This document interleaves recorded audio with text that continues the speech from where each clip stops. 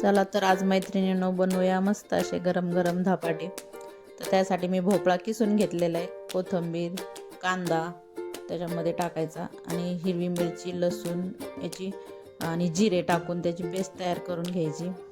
तेही त्याच्यामध्ये एका ताटामध्ये काढून घ्यायचं आणि त्याच्यामध्ये मीठ, हळद टाकायची।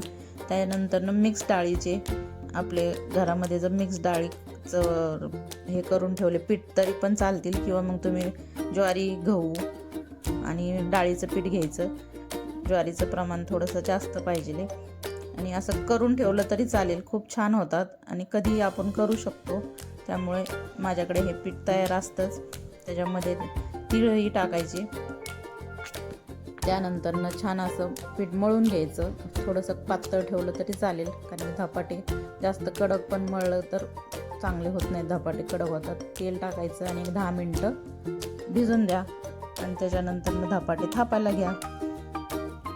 मस्त असं कॉटनचा कपडा घेऊन त्याच्यावरती मी धपाटे थापायला घेतलेले आहेत। त्याच्या आधी तवा पण गरम करायला ठेवायचा, म्हणजे तवा पण गरम होईल छान। गोल गरगरीत थापून घ्या आणि धपाटे करताना त्याला 4-5 असे होल पाडायचे, म्हणजे धपाटा फुगला पण जाणार नाही, छान भाजला जातो।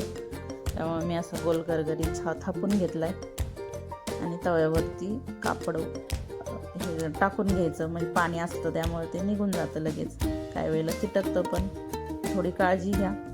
आणि छान असे धपाटे दोन्ही साईडने छान कलर येऊपर्यंत भाजून घ्या, एकदम छान होतात। पाऊस पण पडतोय, वातावरण पण छान आहे, त्यामुळे धपाटे खायला एकदम मजा येईल। एका दोन्ही साईडने छान असं भाजून घेतले मी